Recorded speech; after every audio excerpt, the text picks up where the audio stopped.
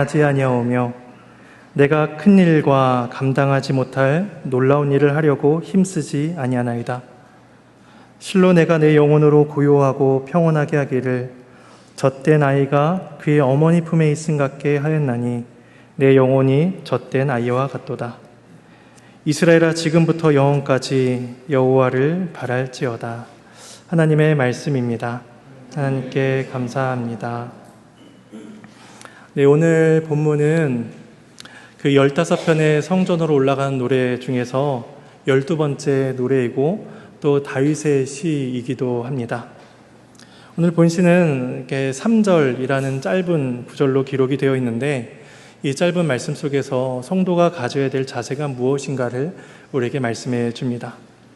그래서 영국의 유명한 설교자인 찰스 스펄전은 오늘 본문의 말씀이 읽기에는 매우 짧은 시이지만 배우기에는 가장 오래 걸리는 시이다 라고 그렇게 표현하기도 합니다. 성전에 올라가는 성도들이 이 노래를 부르며 하나님의 은혜를 구했던 것처럼 주께 예배하러 모인 우리 모두가 이 노래를 통해서 하나님의 구원의 은혜를 구할 수 있기를 소망합니다. 먼저 1절 말씀은 하나님 앞에서의 겸손한 자입니다. 1절 말씀을 함께 읽어보도록 하겠습니다. 여호와여, 내 마음이 교만하지 아니하고 내 눈이 오만하지 아니하오며 내가 큰 일과 감당하지 못할 놀라운 일을 하려고 힘쓰지 아니하나이다. 1절에서는 세 개의 부정 아니다를 사용하고 있습니다. 뭐냐면 마음이 교만하지 아니하였다, 눈이 오만하지 아니하였다, 큰 일과 감당하지 못할 놀라운 일을 하지 아니하였다라는 것입니다. 이 세 가지는 모두 교만하지 않은 겸손한 자세를 가리킵니다. 그래서 여호와여, 제가 주 앞에 겸손하게 살아갔나이다를 고백하고 있는 것입니다. 이것은 단순히 윤리 도덕적인 측면의 그런 겸손을 이야기하는 것이 아니라 하나님께서 세우신 질서, 하나님께서 세우신 한계를 인정하고 그것을 넘어서는 죄악을 행하지 않았습니다라는 영적인 측면의 겸손을 이야기하는 것입니다. 그래서 이 다윗이 이야기하는 겸손이 중요한 이유가 여기에 있습니다. 이 겸손은 하나님 앞에 살아가는 자의 자세가 어떠한가 우리에게 말씀해주고 있기 때문에 이 겸손이 중요한 것입니다. 본래 인간은 흙으로 짐을 받았으며 또 하나님께서 정하신 질서 안에서만 살아가야만 합니다. 창조주신 하나님을 예배하고 또 하나님과의 복된 교통 속에서 그 안에서 만족을 누리며 그 안에서 평안을 누리는 것이 피조물된 우리들의 마땅한 모습인 것입니다. 하지만 죄로 인해 타락한 인류는 하나님과의 관계가 단절되었고 지정의 모든 부분이 왜곡되고 부패해져 버렸습니다. 그러니까 흙으로 지음받은 자가 사실 자랑할 것이 아무것도 없음에도 불구하고 우리들의 본성이 부패하고 왜곡되다 보니까 그 가운데 어떻게든 자랑할 것을 찾아가는 것이 우리들의 모습인 것입니다. 그래서 죄된 인간, 죄된 우리들은 늘 우리 자신이 굉장히 대단한 사람이고 때때로 중요한 사람인 것처럼 그렇게 여기는 경향이 있습니다. 성경은 그것을 가리켜서 교만이다라고 설명합니다. 그래서 교만이라는 말의 의미에는 적정한 크기를 넘어서서 이렇게 부풀어 오른, 지나치게 팽창되고 부풀어진 상태를 의미하는 뜻이 있습니다. 그러니까 자신이 가지고 있는 크기보다 훨씬 더 한껏 부풀어 올라서 자신이 그만한 존재다라고 여기는 것이 교만인 것이죠. 하지만 부풀어 오른 그 상태 안에는 비어있기 때문에 늘 그 안이 공허합니다. 그래서 교만한 사람들은 다른 사람들로부터 인정을 받고 또 중요한 사람으로 인식되어서 그 공허함을 채우려고 합니다. 그래서 사람들이 자신들을 높여주지 않으며 사람들이 자신들을 인정하지 않으면 화를 내거나 불쾌한 티를 내곤 합니다. 이러한 모습은 때때로 교회 안에서 나타나기도 합니다. 우리는 성도라는 그 복된 호칭보다도 세상에서의 호칭으로 교회 안에서 불리기를 원합니다. 그래서 누구누구 사장님, 누구누구 대표님, 이사님, 이런 표현으로 우리는 호칭이 불려지길 원합니다. 이것은 하나님께서 우리에게 가르치시는 겸손과는 매우 거리가 있는 것입니다. 근데 교만의 진짜 문제는 사람들과의 문제도 문제이지만 진짜 문제는 하나님과의 관계에서 문제가 일어난다는 것입니다. 그것은 바로 영적인 교만입니다. 영적인 교만은 하나님 없이 살아갈 수 있다라고 생각하는 것이죠. 하나님 외에 다른 것에서 삶의 목적과 삶의 이유, 기쁨을 찾으며 자신의 능력과 힘으로 얼마든지 자신의 삶을 개척하고 살아갈 수 있다라고 생각하는 것이 영적인 교만입니다. 그러니까 그렇게 생각을 하니 그런 사람들은 하나님을 찾지 않습니다. 하나님의 뜻을 구하지 않고 하나님께서 그 사람에게 세워주신 질서와 한계를 인정하지 않으려고 합니다. 성경 인물로 한 예를 들자면 유다의 왕 우시야를 생각해 볼 수가 있을 것입니다. 우시야는 하나님께서 세우신 왕이었고 또 나라의 제일 가는 권력을 가진 사람이었습니다. 하지만 역대하 26장 16절에서는 이렇게 우시야에 대해서 설명합니다.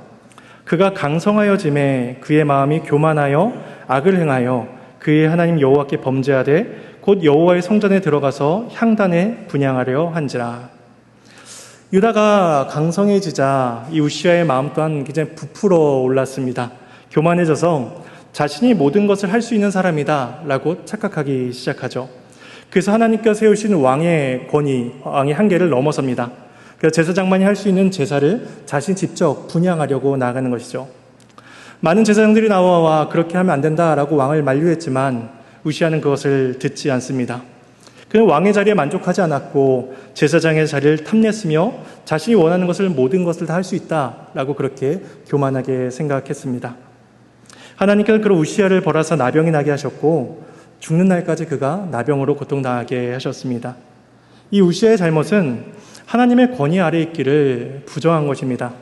교만하여 부풀어졌으니 하나님 아래에 거하기를 불편해하고 이렇게 싫어하였던 것이죠. 이것이 교만한 자의 특징입니다. 그래서 오늘 본문 1절에서 다윗은 이렇게 고백합니다. 내가 큰 일과 감당하지 못할 놀라운 일을 하려고 힘쓰지 아니하나이다.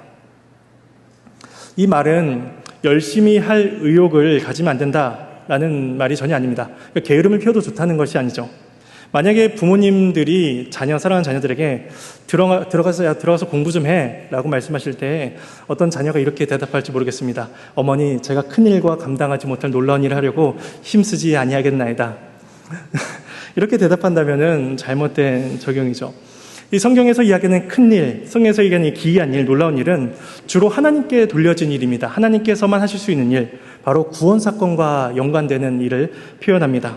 성경의 세 구절을 제가 읽어드리겠습니다. 여호수아 3장 5절에 이렇게 말씀합니다. 여호수아가 또 백성에게 이르되 너희는 자신을 성결하게 하라. 여호와께서 내일 너희 가운데에 기이한 일들을 행하시리라 말씀합니다. 시편 72편 18절에 이렇게 또 말씀합니다. 홀로 기이한 일들을 행하신 여호와 하나님 곧 이스라엘 하나님을 찬송하며.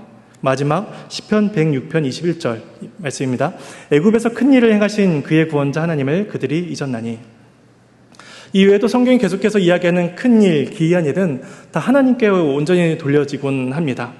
따라서 다윗이 큰 일과 놀라운 일을 하려고 애쓰지 아니하였나이다 라고 고백하는 것은 자신이 할 일과 하나님이 하실 일이 이게 구분되어 있다는 것을 이제 고백하고 있는 것입니다. 그러니까 그는 하나님의 자리를 넘보지 않았고 자신이 해야 될 한계와 그런 약함을 알고 인정했던 것입니다. 앞서 말씀드렸던 우시야는 자신의 한계를 인정하지 않은 사람이었고 그러다 보니 자신이 할 수 없었던 제사까지도 하려고 했던 것이죠. 반면에 본문의 다윗은 자신은 하나님처럼 굴지 않겠다라고 고백을 합니다. 그래서 이런 교훈을 사도 바울 또한 우리에게 가르쳐 주고 있습니다. 우리 잠시 신약 성경 로마서 12장을 찾아보시겠습니다.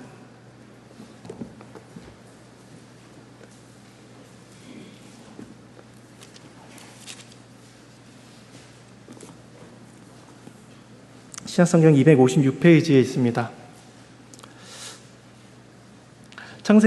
로마서는 로마서 1장부터 11장까지는 이제 이신칭에 대한 구원의 교리를 다루고 있습니다. 그리고 구원의 교리를 다 다룬 이후에 12장부터는 값없이 구원받은 성도가 어떻게 하나님의 은혜에 대한 감사의 표현을 이렇게 보이면서 살아가야 하는가, 이것을 가르치기 위해서 그리스도인의 삶의 실천적인 윤리를 말씀해 주고 있습니다. 그 12장 1절에 보시면 구원의 교리를 다 가르친 이후에 그러므로 형제들아 이렇게 교훈을 하죠. 너희 몸을 거룩한 산 제물로 드리라. 이것이 너희 영적 예배니라. 그리고 2절에서도 이 세대를 본받지 말고 하나님의 뜻을 분별하도록 하라 라고 이렇게 교훈을 합니다. 그리고 나서 3절에 보시면 그리고 나서 처음으로 명령하는 명령이 있습니다. 그 명령이 뭐냐면 마땅히 생각할 그 이상의 생각을 품지 말고 오직 하나님께서 각 사람에게 나눠주신 믿음의 분량대로 지혜롭게 생각하라 라고 이야기합니다. 그러니까 사도 바울도 하나님께서 각 사람에게 주신 믿음의 분량이 있다는 것입니다. 마땅히 생각할 수준이 있다는 것이죠. 그러니까 그 이상을 품으면 교만해지는 것이니 마땅히 해야 될 것을 행하라 라고 이야기합니다. 이 말씀을 오늘 본문의 표현대로 하자면 큰 일과 감당하지 못할 놀라운 일을 하려고 애쓰지 말라는 것입니다. 그럼 우리는 어느 수준까지 애를 써야 큰 일을 계획하지 않는 것일까요? 어떻게 하나님께서 내게 주신 자리에 자리를 지키며 살아갈 수가 있는 것일까요? 우리는 간단히 두 가지 기준을 생각해 볼 수가 있습니다. 첫 번째 기준은 주신 것에 대한 만족입니다. 하나님께서 주신 환경은 다 다릅니다. 건강이나 가족이나 지혜나 물질이 저마다 각자 다른 분량을 가지고 살아갑니다. 분명 하나님께서는 가장 선하신 뜻대로 가장 지혜롭게 각 사람에게 재물도 주시고 건강과 가족과 기타 모든 것들을 다 주셨습니다. 다만 우리는 그 이유를 다 헤아릴 수 없기 때문에 하나님께 주신 조건이 불공평하다고 느낍니다. 저 사람이 가진 것이 더 많고 내가 가진 것이 더 적다라고 하면서 내게 주신 그 환경에 불공평하다고 느끼며 만족하지 못합니다. 이러한 불만족은 믿음의 분수대로 살고 있지 못하다는 사실을 우리에게 보여주는 한 예가 될 것입니다. 그 두 번째 기준은 뭐냐면 경건을 해치지 않는 성실함입니다. 하나님은 믿는 자들로 하여금 예배하게 하셨고 또 그 가운데 믿음의 공동체가 유지되게 하셨습니다. 따라서 정해진 시간과 활동에 우리는 성실하게 그 경건의 활동들에 참여해야만 합니다. 특별히 예배는 더욱더 그러한 것이죠. 그런데 자기 개발을 위해서 또 개인 시간을 활용하기 위해서 경건 시간을 뺀다, 예배 시간을 뺀다, 이런 것들은 성실을 가장한 사실은 불경건함입니다. 경건 생활을 놓치면서까지 성실하게 살겠다, 애쓰면서 살겠다라고 하는 것은 내 힘으로 살 수 있다, 내 힘으로 얼마든지 모든 문제들을 해결할 수 있다라는 교만인 것이죠. 내가 그 시간에 노력하면 더 좋은 결과를 얻을 수 있다라고 생각하는 그러한 죄악된 모습인 것입니다. 따라서 우리는 우리의 삶을 이 두 가지 기준을 통해서 계속해서 생각해 봐야 합니다. 하나님께 주신 것에 내가 얼마나 감사하며 만족하고 있는가? 내가 노력하며 열심히 하되 하나님께 주신 그러한 경건의 활동과 그런 기준들을 넘어서는 죄악들은 하고 있지 않는가? 계속해서 돌아봐야만 하는 것입니다. 그래서 오늘 본문의 다윗은 믿음의 수준, 믿음의 분수를 생각하는 것이었고, 그리고 이것이 성전을 향해 올라가는 성도들에 의해서 노래되고 있는 것입니다. 하나님께 나아간 자들은 결국 교만할 수가 없습니다. 교만한 자는 하나님의 은혜를 구하지 않기 때문이죠. 결국 따라서 1절의 고백은 제가 겸손히 살았습니다 라는 이런 고백을 넘어서서 제가 주 앞에 겸손하게 살아갈 수밖에 없습니다, 주여 도와주시옵소서라는 하나님의 은혜를 구하는 성도의 간구다 라고 할 수가 있는 것입니다.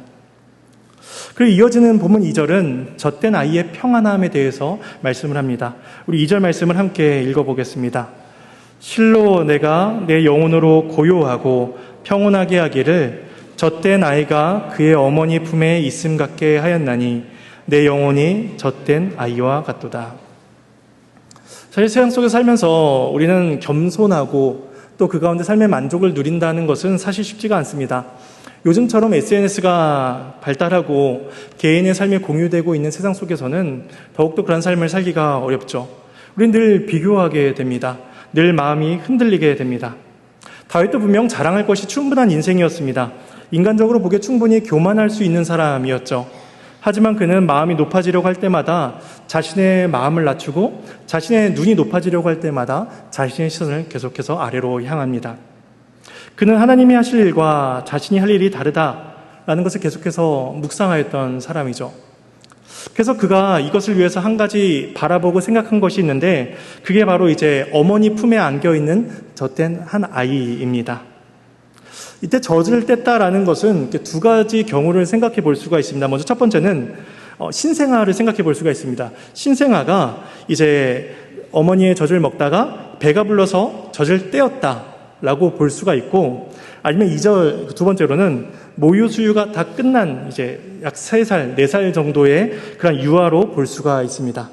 대체로 학자들은 후자로 보는 경향이 많습니다. 젖된 한 4살 정도 된 아이로 아이를 보는 것이죠.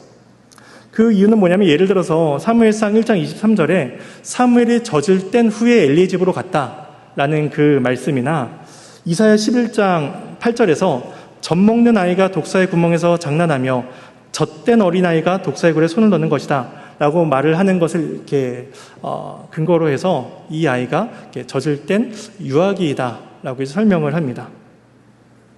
설교를 준비하면서 이 두 아이 중에 뭘로 그래도 답을 드려야 될 것 같아서 한참 고민을 했습니다. 그래서 다른 목사님은 어떻게 생각하시는지 막 의견을 묻기도 했는데, 한참 고민하다가 결론은 이 아이가 젖먹이 하는 신생아이든 젖을 뗀 유아이든 아무런 상관이 없다는 것입니다. 전혀 중요하지 않다는 것이죠. 어머니의 품에 있다는 그 사실 자체가 고요하고 평안함을 그 아이에게 줍니다. 만약 이 아이가 젖먹이 하는 그런 신생아라고 한다면은 어머니의 품에 안겨서 어머니가 주는 모유를 배부르게 먹을 것입니다. 그리고 트름을 하고 소화를 한번 하고 어머니의 품에 안겨서 그대로 잠이 들겠죠. 그것이 세상에 태어난 그 신생아가 누릴 수 있는 가장 평안함이고 가장 고요함이었습니다. 어머니 품에 안겨있는 그 아기는 자신이 어떠한 해를 받을까 결국 두려워하지 않고 전혀 근심하지 않습니다. 내가 다른 아기보다 모유를 좀 덜 먹는 거 아닐까? 내가 다른 아이보다 키가 덜 크지 않을까? 이런 근심과 걱정을 그 아기는 전혀 하지 않고 어머니의 품에 안겨서 세상이 줄 수 있는 최고의 평안을 누립니다. 반면에 이 아이가 젖된 아이, 유아다라고 해도 어머니가 주는 평안함은 동일합니다. 물론 이제 젖을 떼고 걷기 시작하며 말을 시작한 아이들은 고집이 생기고 이제 떼를 부리기 시작합니다. 인간의 악한 본성이 이제 조금씩 발현되고 있죠. 마치 그런 아이들은 어머니의 필요가 없는 것처럼 자기들이 가고 싶은 대로 가려고 합니다. 근데 그런 아이들조차도, 그런 유아들조차도 막상 어머니의 품이 가장 고요하고 어머니의 품이 자기에게 가장 그 안식처를 준다라는 사실은 동일하게 기억을 하고 있습니다. 그래서 아이들은 아플 때, 어려울 때 늘 엄마의 품으로 달려 들어갑니다. 아마도 그 아이들은 그 강렬한 맹수, 사자가 눈앞에 달려들어도 어머니 품에 달려들 것입니다. 엄마가 맹수보다 약하다는 걸 알지 못한 채 어머니 품이 제일 안전하다는 것을 알고 어머니 품에 안기는 것이죠. 이 시편 저자인 다윗은 그런 아이들을 보면서 이제 하나의 영적인 통찰력, 깨달음을 얻게 됩니다. 아, 저 아이가 어머니의 품 안에서 고요하고 평안함을 누리는 것처럼 내 영혼이 주 앞에서 그러하다라는 것입니다. 세상에서의 불안과 염려, 불안정, 교만해지고자 하는 마음이 솟구쳐 올라갈 때마다 내 영혼이 주 앞에서 어떠한가를 이 저자가 고백을 하고 있습니다. 그리고 이 노래가 오늘 본문이 성전을 향해 올라가는 노래인데, 성전을 향해 올라가면서 부르는 그 성도들은 올라가면서 노래를 부르면서 분명히 그 걸어가는 사람들 중에, 무리들 중에 어머니 품에 안겨있는 그 아이들을 눈으로 보았을 것입니다. 그러니까 그 사람들은 노래하면서 어머니 품에 있는 아기를 보면서 그리스도께서 주시는 그 평안함을 더욱더 소망하게 되었을 것입니다. 본문은 성도들이 바라는 고요함과 평안을 가리켜서 이렇게 이야기합니다. 내 영혼이 고요하고 평온하기를. 이 영혼의 평온은 이 세상이 주지 못하는 것으로서 오직 하나님만이 우리에게 베풀어 주십니다. 이때 고요하다, 평안하다라는 말에는 평평하게 하다, 고르게 하다라는 그런 의미가 있습니다. 저는 골프를 쳐본 적은 없지만 골프 선수들이 이렇게 그린 위에서 이렇게 공을 치는 것을 보면은 이 잔디의 결을 따라서 이제 홀을 향해 이렇게 부드럽게 쭉 흘러가는 것을 보게 됩니다. 만일 잔디가 울퉁불퉁하거나 땅이 이렇게 움푹 파여 있다면은 친 공은 이렇게 쭉 굴러가지 못하고 어디로 튈지 모르고 통통통통 이렇게 나아갈 것입니다. 영혼이 고요하다는 것은 마치 공이 쭉 굴러갈 수 있는 그런 평평한 상태를 의미합니다. 누군가 와서 내 마음을 격동시키려고 해도 내가 흔들리지 않고 쭉 지속될 수 있는 그러한 상태를 의미하는 것이죠. 어머니의 품 안에 있는 아이가 그러한 고요함을 누립니다. 그리고 하나님을 신뢰하는 자만이 그러한 평탄함을 소유할 수가 있다는 것입니다. 이에 대해서 사도 바울은 자족하는 일체의 비결이라고 이야기합니다. 오늘 아침에 우리가 그 사남전도에서 암송했던 구절인데 빌립보서 4장 11절 13절에 이렇게 말씀을 합니다. 내가 궁핍함으로 말하는 것이 아니니라 어떠한 형편에든지 나는 자족하기를 배웠노니 나는 비천에 처할 줄도 알고 풍부에 처할 줄도 알아 모든 일 곧 배부름과 배고픔과 풍부와 궁핍에도 처할 줄 아는 일체의 비결을 배우노라. 내게 능력 주시는 자 안에서 내가 모든 것을 할 수 있느니라 라고 이야기합니다. 사도 바울이 이야기하는 이 비천과 풍부, 배부름과 배고픔, 이것은 사람들의 마음을 격동시키고 울퉁불퉁하게 하기에 충분한 주제들입니다. 결국 사람이 사는 것 중에 가장 중요한 것이 먹고 사는 문제이죠. 사도로 세움을 받은 이 사도 바울도 비천과 풍부에서 결국 자유로울 수가 없었습니다. 바울은 매 맞았고 굶주렸고 고난을 받으면서 살았습니다. 또 한편으로는 사람들의 칭찬과 존경과 따름을 받기도 했죠. 그러니까 이 사도 바울은 마음이 올라갔다 내려갔다 격동됐다 이렇게 할 만한 충분한 환경에 있었습니다. 그런데 사도 바울이 깨달은 것이 하나 있었는데 그 4장 11절 12절에 공통된 표현이 바로 이것입니다. 배웠다는 것입니다. 내가 자족하기를 배웠고 내가 일체의 비결을 배웠노라 라고 사도 바울이 이야기합니다. 그러니까 사도 바울은 내게 능력 주시는 자 안에서 비천과 풍부가 아무런 문제가 아니구나를 깨닫고 배워나갔다는 것입니다. 고난 때문에, 슬픔 때문에 내 영혼이, 내 심령이 움푹움푹 파지고 울퉁불퉁해지는 그 상황 속에서 내게 능력 주시는 자께서 나의 마음을 이렇게 평탄하게 만들어주신다는 것을 경험했다는 것이죠. 아마도 사도 바울은 그 심령이 또 상대방을 대하는 그 사람의 사도 바울의 모습은 매우 평온하고 매우 안정되며 매우 고요한 사람이었을 것입니다.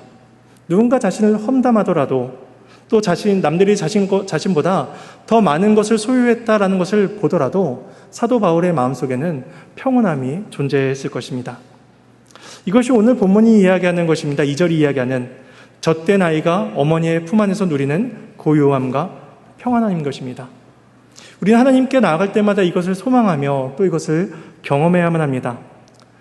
삶에서 겪게 되는 속상한 일들, 아픈 마음들, 좌절된 심령들, 그것들을 가지고 주 앞에 나아갈 때마다 주께서 우리들의 울퉁불퉁한 마음을 평평하게 해주시는 그런 은혜를 경험하게 되는 것입니다. 그래서 3절은 이제 여호와를 바라라라는 권면으로 이어지게 됩니다. 우리 3절 말씀을 함께 읽겠습니다. 이스라엘아 지금부터 영원까지 여호와를 바랄지어다. 1절과 2절에서 인칭은 나였습니다. 내가 이러이러했고 내가 주 앞에 고요합니다 라고 했는데 3절에서는 또 이스라엘이라는 3인칭으로 바뀌면서 이제 앞에서 개인적인 경험이 이제 공동체에 대한 권면으로 이어지게 됩니다. 그래서 1절에서는 교만하지 않은 나의 자세에 대해서, 2절에서는 고요하고 평온한 나의 영혼에 대해서 고백을 했다면 3절에서는 그렇다면 그 고요와 평안함, 그 겸손함을 어떻게 누릴 수 있는가? 이 질문을 하고 있는 것입니다. 그 답이 뭐냐면 3절에서 여호와를 바라라는 것입니다. 내가 이것을 경험했듯이 여러분들 모두, 이스라엘 모두가 이것을 경험해야 한다는 것입니다. 겸손히 하나님의 은혜를 구하고 싶다면, 또 그 마음 가운데 평온함이 있기를 소망한다면 여호와를 바라보라는 것입니다. 이런 권면은 세상이 가르침과는 완전히 다른 것입니다. 왜냐하면 세상은 외부로부터 어떤 도움을 구하려고 하는 것을 굉장히 안 좋은 것으로 여깁니다. 자신의 무능력함을 인정하는 것이다 라고 판단하죠. 그래서 세상은 계속해서 자신의 능력을 믿으라라고 이야기합니다. 당신이 할 수 있다. 당신 생각보다 괜찮은 사람이에요. 라는 것을 계속해서 가르쳐 주면서 사람의 감정을 이렇게 북돋아 주려고 합니다. 앞서서 교만이라는 것이 적정한 크기를 넘어서서 지나치게 부풀어진 상태다라고 말씀을 드렸는데, 세상은 자신의 능력과 실력을 굉장히 더 부풀려서 그것이 곧 나이다라고 그렇게 설명하며 그렇게 함으로써 자신의 내면을 채워갈 수 있다라고 생각합니다.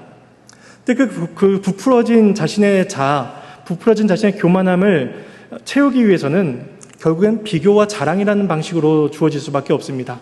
그러니까 다른 사람과의 비교를 통해서 자신의 부풀어진 그 공허함을 채우려고 합니다. 나는 저 사람에 비해서 좋은 부모가 있네. 난 저 사람에 비해서 머리가 좋네. 나는 명품백이 있네. 좋은 집이 있네. 이런 비교의식을 통해서 거기서 만족감을 얻게 합니다. 반대로 그런 것들이 없으면 박탈감, 공허함, 소외감 이런 것들을 경험할 수밖에 없는 것이죠. 그래서 사람들은 타인보다 더 많은 것들, 더 좋은 것들을 소유하려고 합니다. 사람의 호감과 부러움을 살 만한 화려한 이력들을 채우려고 하죠.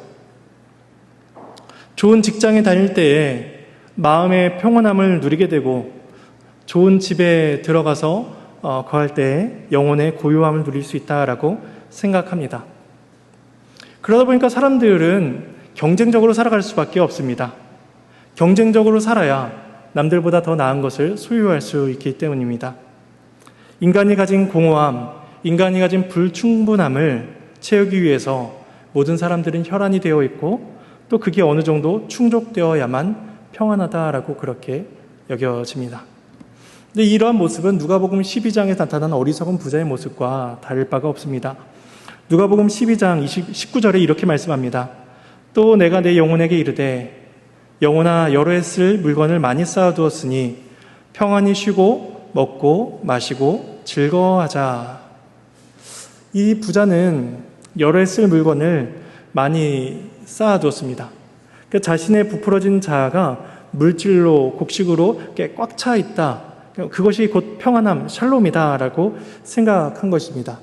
근데 이러한 방식이 결국 세상이 이야기하는 평안이라는 것이죠. 근데 성경의 가르침은 이런 세상의 가르침과 완전히 다릅니다. 성경은 오늘 말씀에 여호와를 바라라, 여호와를 소망하라 라고 그렇게 가르치고 있습니다. 이 말씀 자기 자신의 능력을 신뢰하지 말고 또 세상의 것으로서 자신의 영혼을 만족을 누리지 못하고 하지 말고 여호와를 소망해야 한다는 것입니다. 이 여호와를 바라라 라는 말씀은 앞서 2절의 표현대로 하자면 어머니의 품에 안겨 있듯이 그렇게 하나님의 품에 안겨 있음을 기억해야 한다는 것입니다. 어머니 품에 안겨 있는 자녀가 어떠한 것을 행함으로써 평온을 누릴 수 있는 것은 전혀 없습니다. 그저 그 어머니의 품에 안겨 있는 그 사실 자체가 그 자녀에게 평안함을 줄 뿐입니다. 그렇다면 하나님을 바란다, 여호와를 바라라라는 것은 실제적으로 우리에게 어떻게 적용할 수가 있을까요? 그것은 그리스도를 바라보라는 것입니다. 그리스도께서 이 땅에 오셔서 우리를 위해서 행하신 일을 믿음으로 고백해야 한다는 것입니다.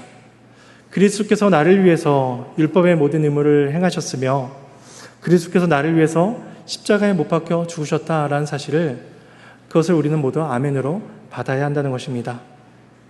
그래서 그리스도께서는 이 땅에서 수고하며 애쓰는 모든 자들을 초청하십니다. 마태복음 11장 28절 29절에 수고하고 무거운 짐진 자들아 다 내게로 오라 내가 너희를 쉬게 하리라. 나는 마음이 온유하고 겸손하니 나의 멍에를 메고 내게 배우라. 그리하면 너희 마음이 쉼을 얻으리라. 이렇게 초청하십니다. 따라서 우리가 해야 하는 일들은 남들의 형편과 처지를 비교하여 거기서 평안과 행복을 누리는 것이 아니라 어떠한 형편과 처지에서도 만족과 감사를 누리는 것입니다. 매우 안 좋은 상황을 겪게 될 수도 있습니다. 우리의 기도와 신뢰와는 달리 하나님께는 때때로 우리에게 슬픔을 허락하시기도 합니다. 그러나 그러한 순간에서도 여호와를 바라라 라고 이야기합니다. 따라서 여호와를 바라보는 이 일에는 인내가 필요합니다.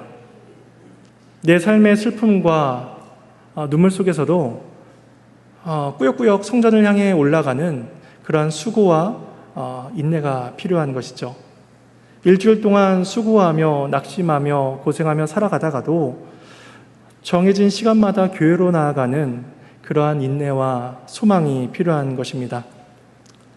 그리고 삶의 순간순간마다 내가 하나님 없이는 살아갈 수 없는 아무것도 아닌 존재라는 사실을 우리는 기억하고 교만하지 않고 겸손히 살아가야만 합니다.